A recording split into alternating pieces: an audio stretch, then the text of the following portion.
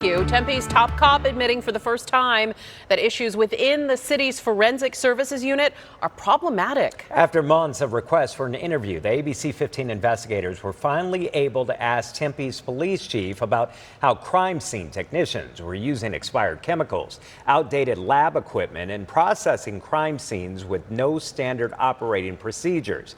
Here's ABC15 investigator Nicole Grigg with the latest. If you have not been following our reports, Tempe police pulled their crime scene technicians from all major scenes, and now they've hired an outside police agency to collect evidence. Leaders have downplayed issues within the unit, saying it was all about the need for upgraded training, but that is not the case.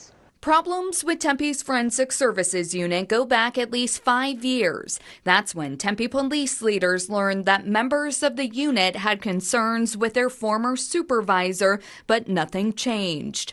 3 years later, this internal affairs report into that supervisor found the unit used expired chemicals, lacked proper equipment like cameras, had outdated lights that did not allow for the proper examination of fingerprints. As for Tempe, we're asking the city manager and chief of police to sit down for an interview. That was our report and direct request 2 weeks ago, after our repeated request for an interview was declined. So that took us to last Thursday. Nicole with ABC15. Before a city council meeting, we found the police chief leaving a holiday photo shoot with the mayor and city manager. We tried to speak with him. Get a hold of my PIO and we will. We've been trying. Shortly after that attempt, a spokesperson agreeing that their new police chief would make a few minutes for us. You didn't have a standard operating procedure to process crime scenes. Right, and I would agree with you, that's problematic.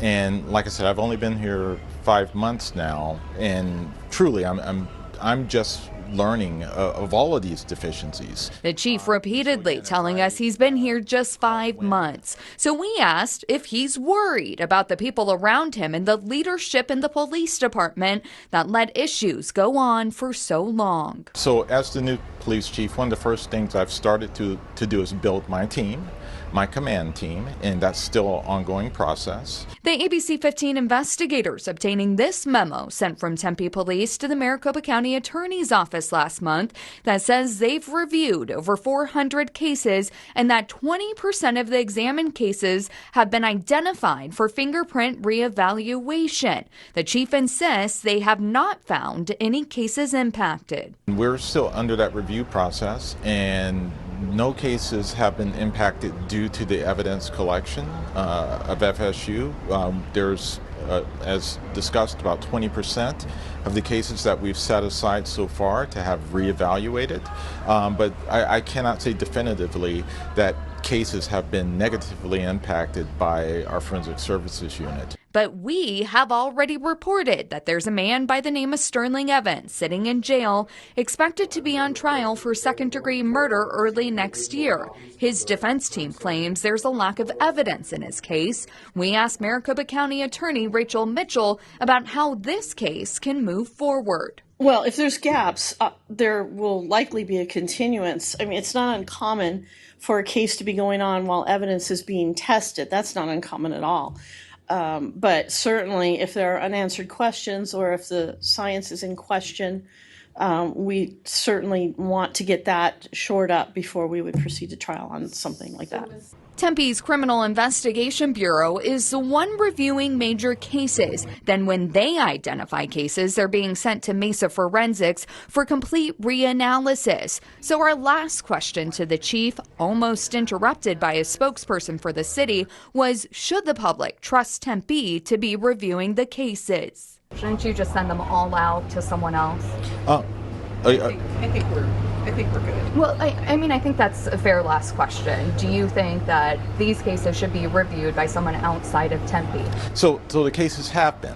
Any cases that potentially may impact someone that's in the criminal justice system have been turned over to the county attorney's office already. So that the information is already in the hands of the independent party to review. So we're going through it again, reviewing all of them.